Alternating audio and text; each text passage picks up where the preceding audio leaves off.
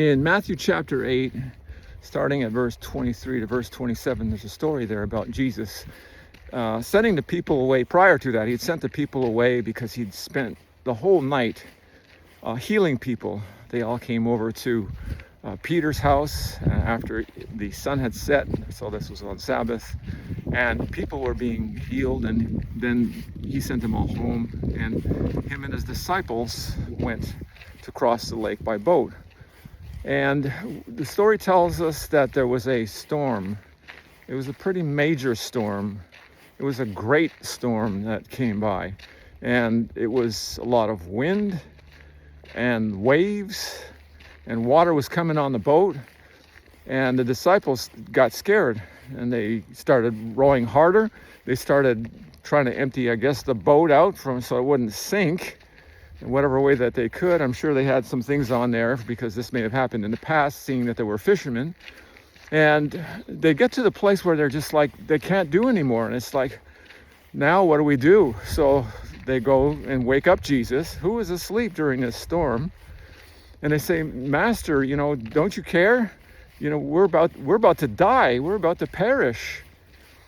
That word perish there means die and be gone, right? Anyway. So they are panicked.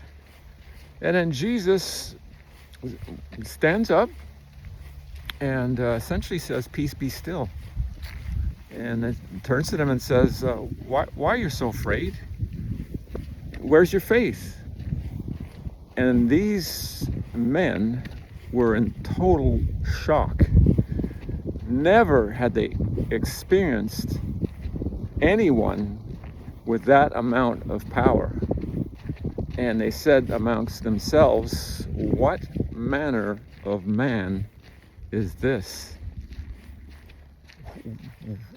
Where did he come from? How in the world did he do that?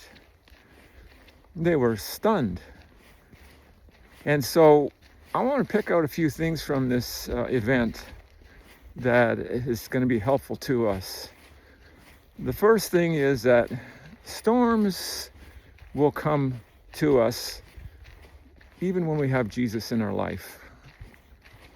We're not going to be released from any of the attacks of the devil or any storms because Jesus is in our life. In fact, the opposite is true. We're going to have storms come in our lives because we will be attacked by the devil, because he hates us. He hates Jesus and he hates God's children. So we can know that's one thing that will happen in our lives as a result of being Christians. So if you have this idea that you're going to live a Christian life and everything's going to be just perfect and you're not going to have any problems, all the things that you need will be at your disposal, that's not Christianity. It's not realistic. Another thing that we can gain from that will help us is that the disciples' first reaction was to do the best that they can in order to stop from being overflowed and drowned. And that's our natural reaction as well. We may have Jesus with us in our lives, and we don't think to ask him for help. You lose something, you go through the house, you're looking for it all over the place, and you can't find it, and you don't pray. Or you have some problem come up.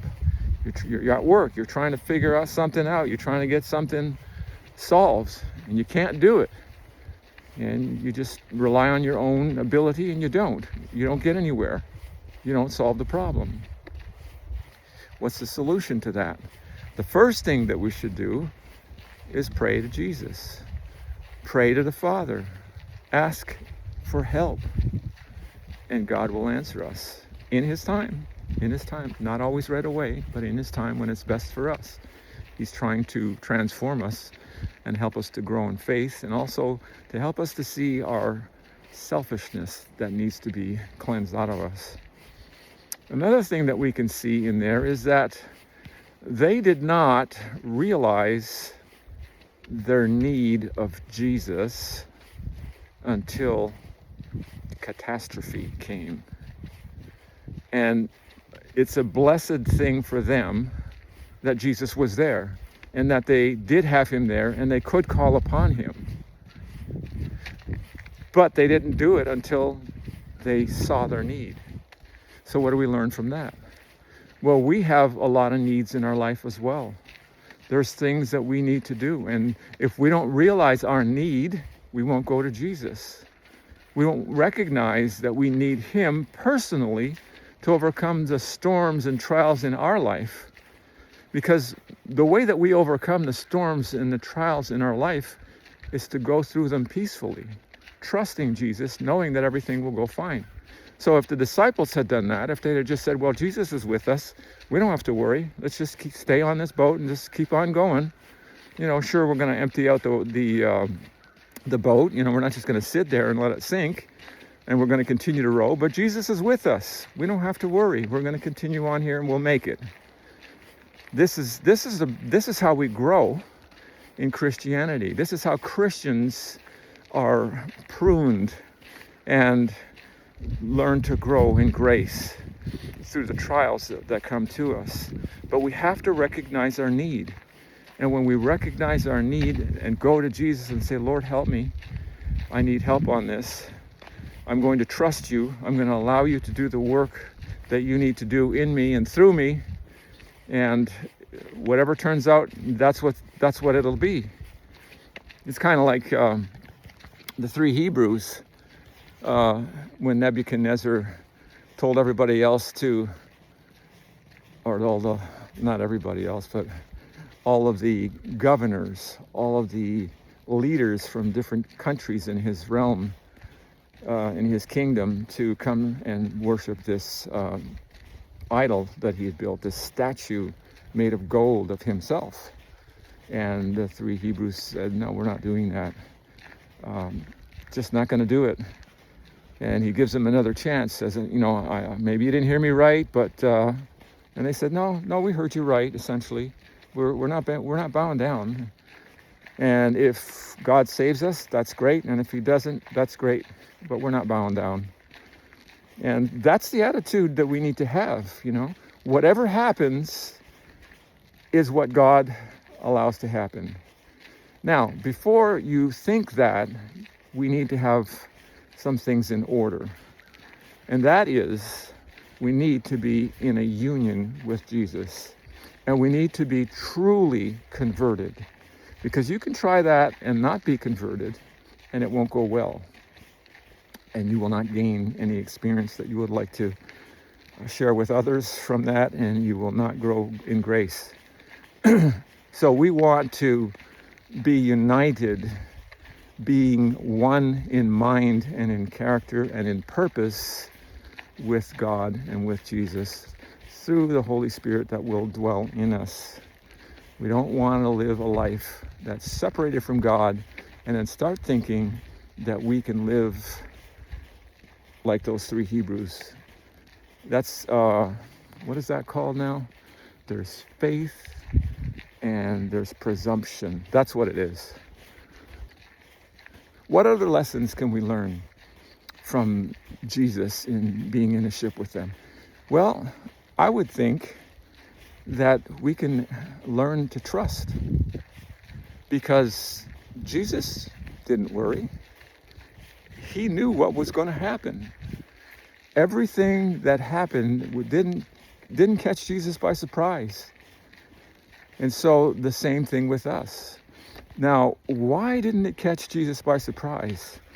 Because he had opened up himself fully to God and says, your will be done in my life, not mine. That teaches us. We must submit our will to the will of God. Because if we don't, we're going to be doing our will. And when things come along that don't go along with our will, we were going to react in a way that's not good. But if we have the will of God in our hearts and we're living by the will of God, then when things come to us, we will know. This is what God has for me right now. I'm going to go through it and see whatever happens. I don't know. And God just says to us, just trust me. Believe and trust me. I'll get you through this. You may not know what the outcome may be. Just trust me. So we have to submit. And sometimes what we go through is not the best thing for us physically. We may not like it, but that doesn't mean we can't go through it and submit to it. So there are many other lessons we can learn from Jesus being in the ship like that and the storm coming along. We know that Jesus loved his disciples. He loves us. He will not put us in a situation where we can't handle it.